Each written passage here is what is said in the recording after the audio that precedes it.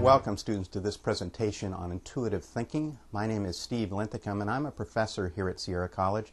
The primary areas where I teach are in computer service technology, CST, and also in real estate. Now, I'd like to start off by telling you that this is going to be a participation effort. That means you've got to be involved. At certain points in this video, I'm going to ask you, or if there's a proctor in the room, to pause the video for a period of time to do a specific task. I'll tell you when you need to restart the video.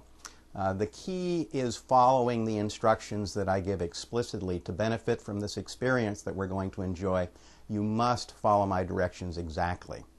Now, what we're going to be talking about in this video initially is intuitive thinking.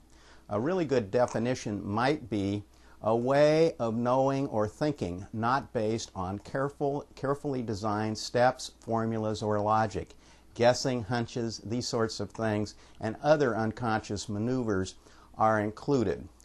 Jerome Bruner suggests that we can facilitate this ability by modeling with our students a willingness to guess, predict, explore, and to take mental risks.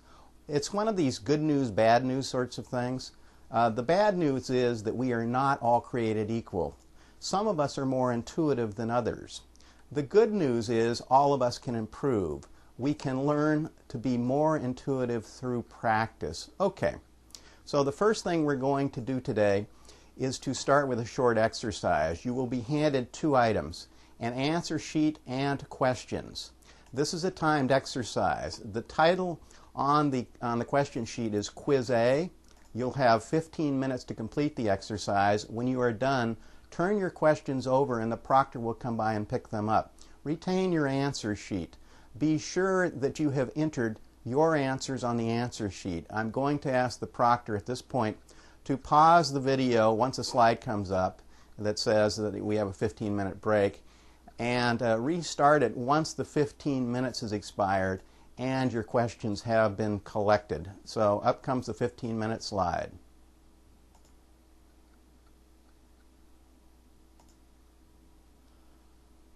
Welcome back.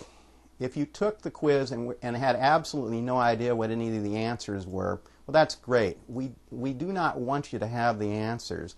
That would not make what we are trying to do today work, and that's to teach you a specific test-taking skill and how it works. Now, the proctor is going to hand you now what are titled the Rules for Intelligent Guessing on Multiple Choice Questions. While the proctor is doing that, we are going to go through and correct our answers on the answer sheet. So make sure you have the answer sheet before you. The correct answers will appear up on a slide. I'll also read them to you. Question 1, the correct answer was D, 2A, 3B, 4B, 5C, 6C, 7 was A, 8 was C, 9C, and then finally 10 is B. Okay, now write the number of correct answers you had at the bottom of the answer sheet in the space provided. I want each of you to remember your score. You might want to write it down on a sheet of paper, and then I want you to hand your answer sheet over to the proctor. The proctor will do some simple math and determine what the average grade was for the class in completing this exercise. Now, what we're going to do next is we're going to look at the 13 rules, and the proctor has handed these out to you, I hope by now, and I'm going to spend some time on each of them to assist you in understanding what they're all about.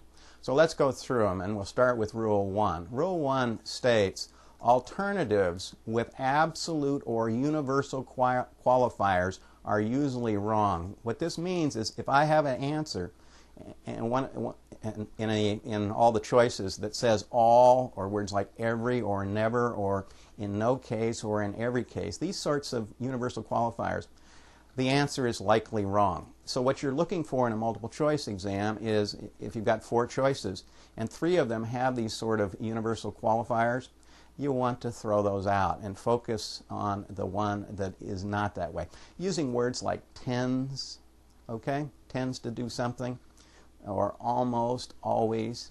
These are sort of not always, okay? what we're doing is looking for a non-absolute, okay?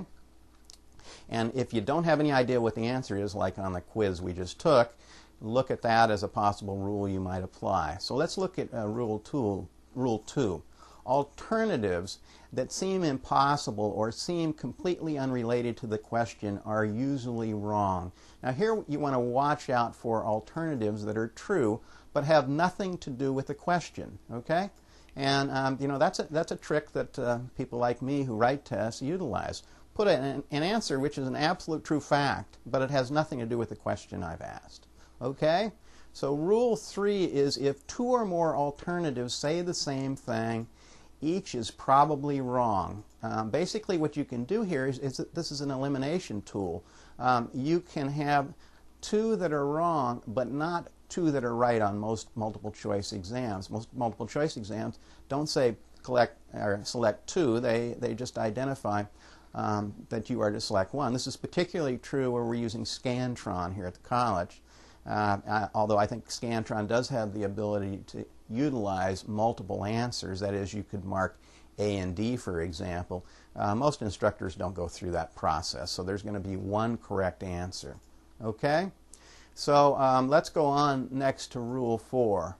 Rule 4 states that the answer to one question is sometimes given away in another question. Now here what you need to focus on is the fact that tests contain a lot of information. And if they contain a lot of information, why not use it? And you're going to see later on in the video when we talk about going through the 3-pass process when you take an exam, that this is where the third pass through the exam or test comes into play. Now Rule 5 states when 3 or more alternatives deal in different ways with one concept, one of them is usually right. The instructor usually doesn't waste 3 alternatives on a single concept. In this case, he or she most likely wants to determine whether you can discriminate between the different answers, thereby suggesting to you that you have the instructor is measuring a degree of competency. These are correct answers, but what is most correct? Okay. Rule 6 states if 2 answers contain similar sounding words such as subordination or subrogation, choose one of these. Okay? And again here this is the instructor testing your knowledge of words that are used in a particular course. Okay? Rule 7 says if 2 answers are almost identical except for a few words, choose one of them. Okay? Rule 8 says if 2 answers seem extreme, they should be eliminated and a guess made as to the remaining answers. As an example, if the answer to a number question, if the answers provided are 3, 57, 89, and 1,103, and those are your choices, you should eliminate 3 and 1,103 and take a guess on one of the remaining choices. Rule 9 states that if you're unable to eliminate any answer on a 4-answer question, choose the third. Okay? Experience has shown that you have a better than 25% average at getting the correct answer. Now, why is this? Well, I've sat around and analyzed this one very carefully, and I noticed that I have a desire oftentimes when I'm preparing a multiple choice exam not to pick A because it's the first one and I want you to compare it to the rest of the answers, and not to pick D. And so I'm kind of between B and C, and believe it or not, I choose C most of the time. Now I'll give you one bit of advice.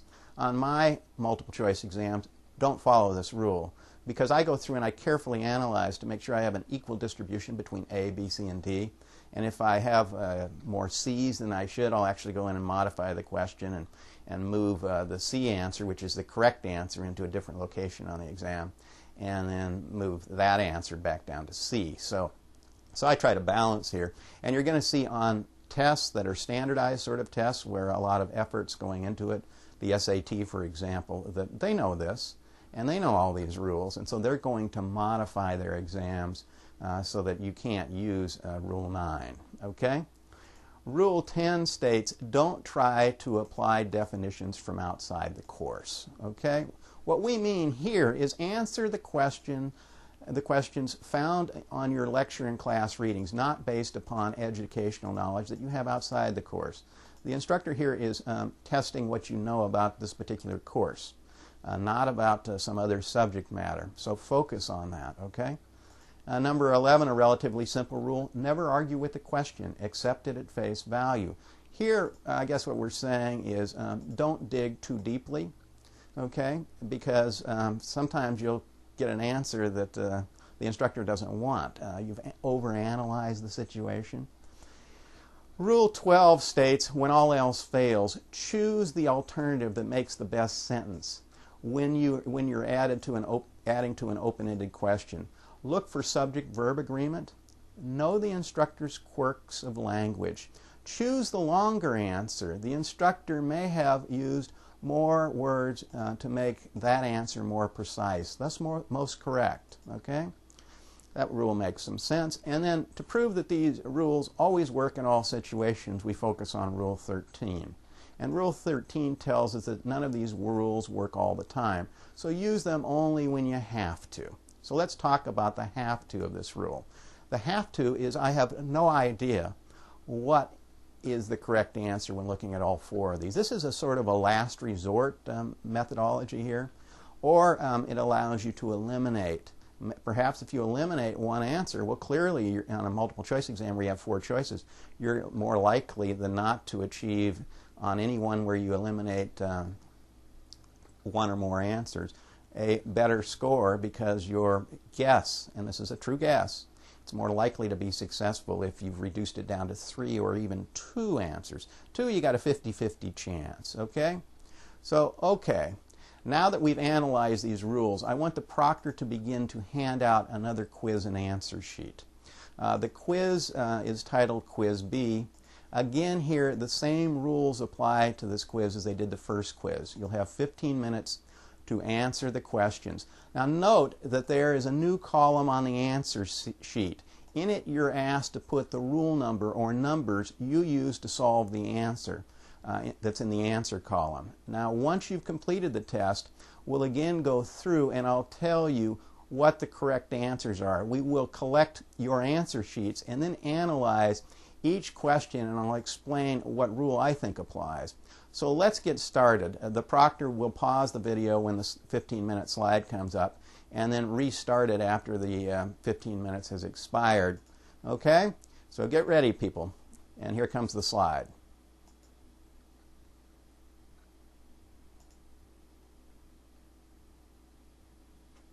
Okay, the same routine. I'll give you the answers and you mark your answers in the answer sheet. When we finished the quiz, I want you to write down the number of correct answers on your answer sheet in the space provided.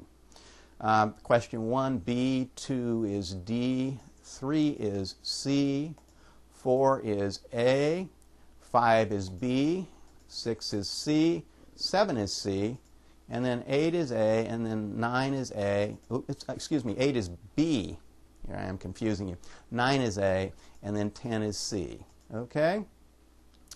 Now next, I want you to transfer your answers to each question over to the question sheet for all those questions on B, so that you will have them as we go through each question. I'll give you about a minute to do that, so I'm going to have a 1-minute slide come up. And proctor, when it comes up and everybody's done this, then you can continue.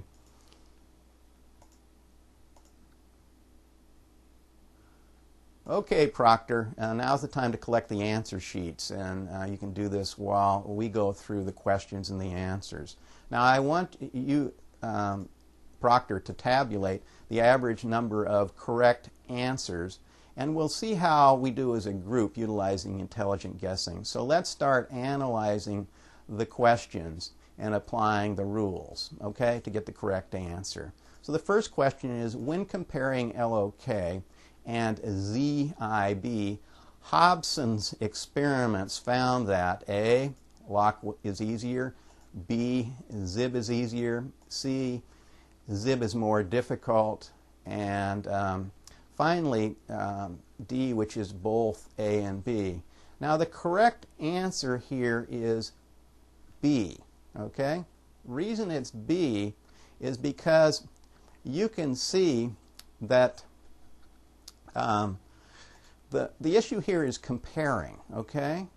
And that word easier, zib is easier, is a comparison. And we satisfy with that because we got a couple things going on here. Notice that C and B are exact opposites. So one of them is going to be correct, okay?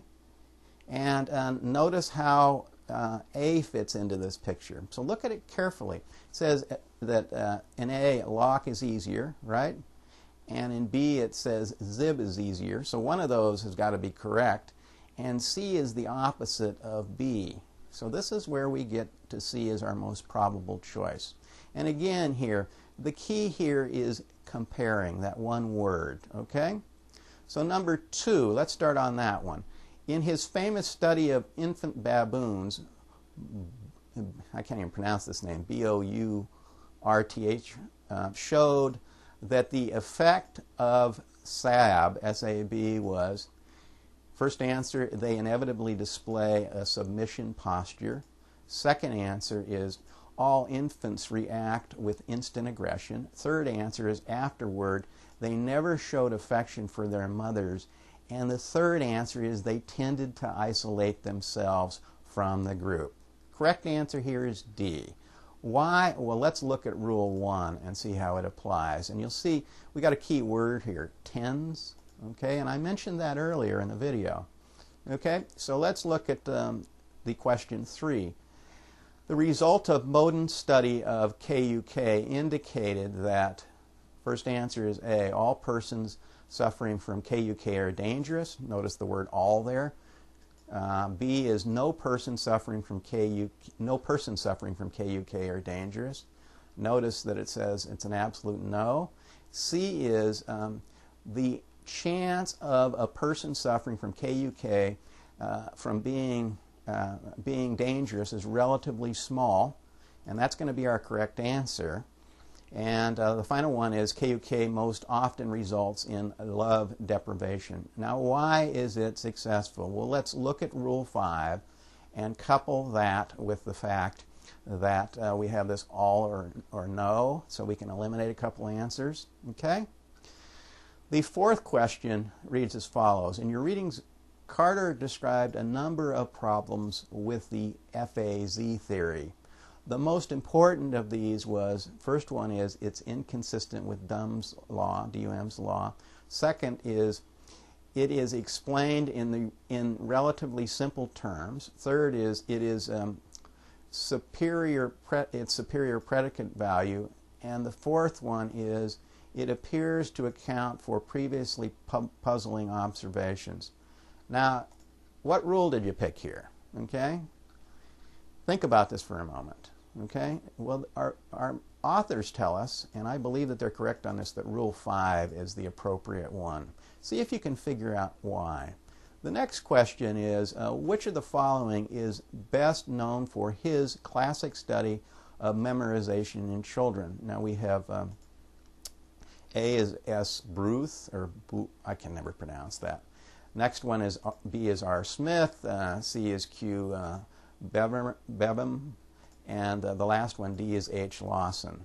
Well, if you think B is correct, you're right. And the reason we're able to find this out is we looked at another question that told us this. This is where Rule 4 applies. Okay?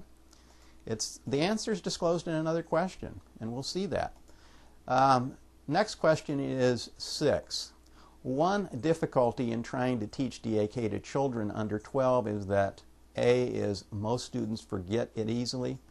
B is it matriculates or it indicates advanced mathematics. C is it tends to be hard to remember. Again, kind of like that word tends.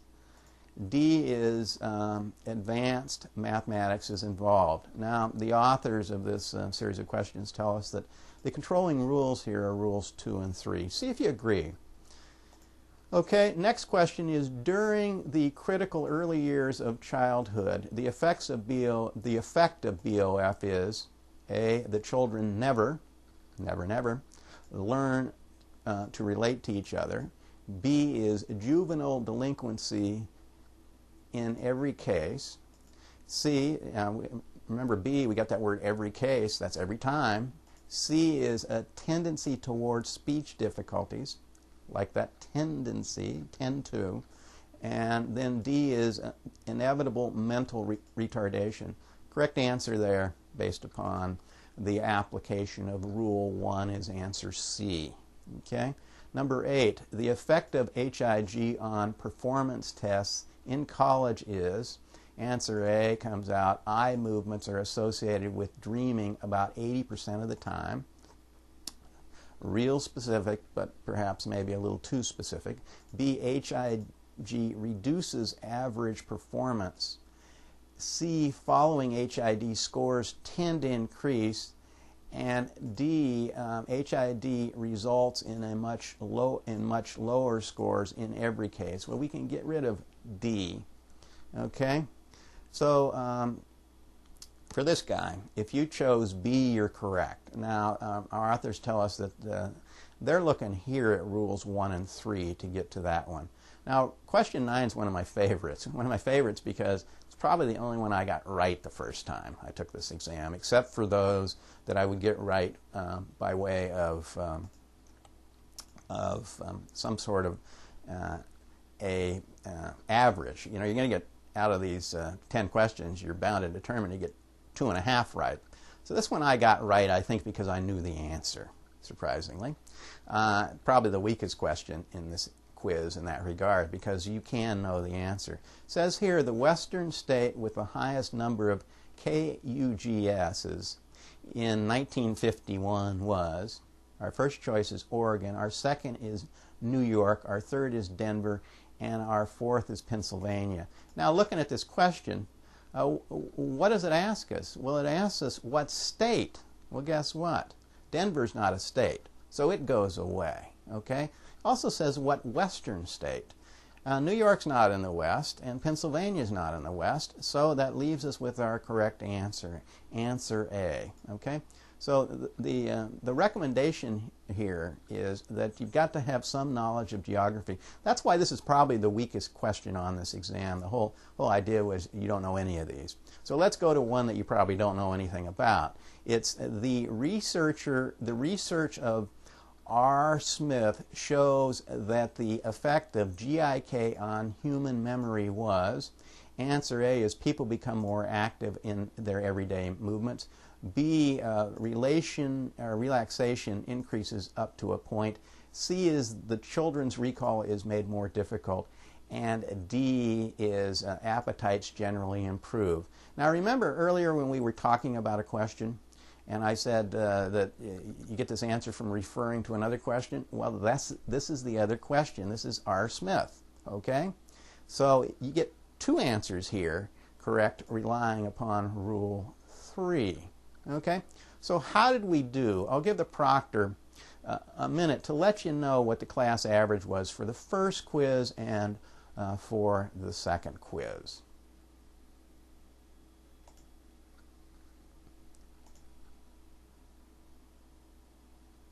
Okay, hopefully this proved a point. Intelligent guessing should work. And I'm going to make an assumption that it did, although I'm not in front of you. And you can use the slide that is before you. This is basically comparing results. We're going to have a quiz B average. And if we look at that minus the quiz A average, it's going to show us the improvement in your grade. And if we multiply that by basically a conversion factor, and your instructor should be able to do that, and I should be able to do that, but I'm drawing a blank at this moment, which is not surprising. It happens when you get older.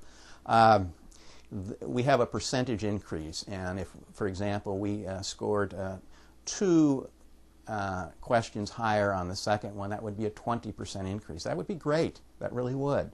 So now, as I mentioned earlier when we talked about this technique, you're only going to use it when you have no idea what the correct answer is, or if it helps you eliminate answers. That's why it's called guessing, okay? But it's intelligent guessing, something new. So next we're going to focus on testing strategies.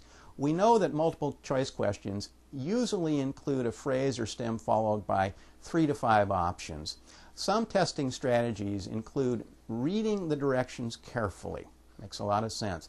Know if each question has one or more correct answers, and the question should tell you that. Okay? Know if you're penalized for guessing. This is key. If you're penalized for guessing, it may not be to your benefit to guess unless you can eliminate at least one of the answers. Know how much time is allowed. This is going to govern your strategy. It's time management. We're going to talk more about that. Preview the test. Read through the test quickly and answer the easiest questions first, and we're going to talk a lot more about that strategy later on. Mark those you think you know in some way that is appropriate, and we'll talk about that technique. Read through the test a second time and answer the more difficult questions. Got a whole strategy for that for you. And you may pick up clues for answers from the first reading or become more comfortable in a test situation. Again, we're going to cover all those for you. Now, if time allows, review both the questions and the answers. If it is possible, you misread questions the first time. There are a variety of options for answering questions. Improve your odds. Think critically. The following technique may be helpful. Cover the options, read the stem, and then try to answer. Select the option that most closely matches your particular answer. Read the stem with each option. Treat each option as a true-false question and choose the most true. Strategies to answer difficult questions include eliminate options you know to be incorrect. If allowed, mark words or alternatives in questions that eliminate options. Give each option to a question a true-false test. This may reduce your selection to the best answer. Question options that grammatically don't fit the stem. Question options that are totally unfamiliar with you. And then question options that contain negative or absolute words. Try substituting a qualified term for an absolute one, like frequently for always or typically for every, to see if you can eliminate it. As to all of the above, if you know 2 or 3 of the options seem correct, all of above is a strong possibility, especially if you're involved in a situation where only one choice is correct. Number answers. Toss out the highest and the lowest and consider the middle range when you have a question that requires number answers, as we discussed earlier in one of the rules. Look at all the options. Possibly one is correct. Choose the best but eliminate choices that mean basically the same thing and thus cancel each other out. Watch out for double negatives. Create the equivalent positive statement and consider that answer. Echo options. If 2 options are opposite of each other, chances are one of them is correct. Favor options that contain qualifiers. The result is longer, more inclusive terms that better fill the role of the answer. If 2 alternatives seem correct, compare them for differences. Then refer to the stem to find your best answer. With guessing, always guess when there's no penalty for guessing, or you can eliminate options. Don't guess if you are penalized for guessing and you have no basis for your choice. Use hints from questions you know how to answer. You know how to answer, okay? Change your first answer when you're sure of the correction, or other clues in the test give you a rationale for changing your answer, and I'm going to go into that in more detail. We talked about the third pass in the technique I'm going to have you try to use when you take multiple choice exams or quizzes. Remember that you are looking for the best answer, not only a correct one, and not one which must be true all of the time in all cases and without exceptions. The next strategy I'm going to talk about is what I call mark and move on. This is a 3-pass strategy for exams. If in your first pass, you will only spend a brief time with each question, only long enough to test to see if you know absolutely that one of the answers is 100% correct, or you are reasonably sure, and here I'm going to give you a range of 80% to 99% that the answer is correct. If the answer is too long to read, and I'm going to throw in a qualifier here, takes more than 30 seconds, for example, or requires analysis, you'll mark and move on automatically. By mark and move on, I mean circle the question number on the answer sheet and proceed immediately, and I underline that, immediately to the next question. The goal here is time management, and we don't want you wasting time on one question during the first run so that you run out of time and cannot complete the exam. As to questions where you are 100% confident of the answer, mark the correct answer and move on quickly to the next question. As to questions where you are reasonably sure, and again, I'm going to go to a range here of 80 to 90 to 99, depending upon how you feel, percent. Mark what you believe to be the correct answer, and also circle the question number so that it is identified for future review. Limit the time on each question so that you have completed the first pass, that is, viewed all questions, with at least 50% of the total test time remaining. After you've completed this first pass, it's time to take a deep breath and look at your answer sheet. Count the number of questions you have circled that have no answers. Calculate how much time you have remaining and divide that time by the number of questions you've circled. Let me give you an example. Let's say we have a 100-question test. 50 of the questions are answered and unmarked. That means you knew it cold turkey on these ones, and you're not about to go back and review them. You picked up the answer like that.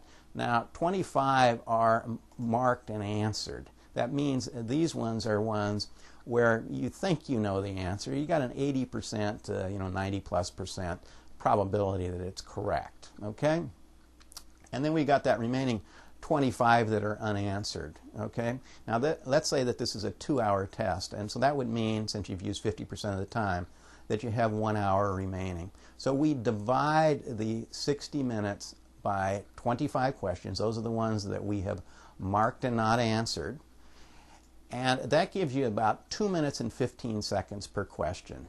Now we're going to start on the second round, recognizing we have that much time. On the second round, we'll focus on only those questions we have marked and not answered. Now here again, we're not going to spend more than, in my example, 2 minutes and 15 seconds on each question and not leave a question without answering it if there's no penalty for guessing. Okay? Those questions where we are 100% confident of the answer in this second pass. Our job here is to mark the answer we're 100% sure is correct and then erase the circle on the question number.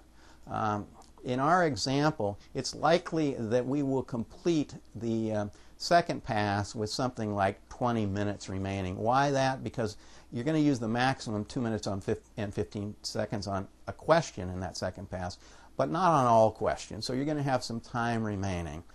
And during this remaining time, we do what's called the third pass. Here, we're only going to focus on questions that are both marked and answered. Now, the rule for this third pass is do not change your answer unless you are convinced that there is a basis for this change. An example might be another question on the exam gave away the correct answer on this particular question. The bottom line is that you were probably in a fresher state when you originally answered the question than you are this late in the testing session. Okay, so hopefully this exercise will help you in your effort to improve your test-taking skills. The bottom line is following this structured approach to answering multiple choice questions, I'm sure will improve your ultimate results. Thanks very much for watching this video, and I hope you enjoyed it. And I'd appreciate it if you'd provide input to your proctor. And if you don't have a proctor, I'd appreciate it if you'd email me. My email address is slinthicum, SLINTHICUM, @sierracollege.edu, and reference in your subject matter that you're giving me your analysis of this intuitive guessing video. Thanks for watching.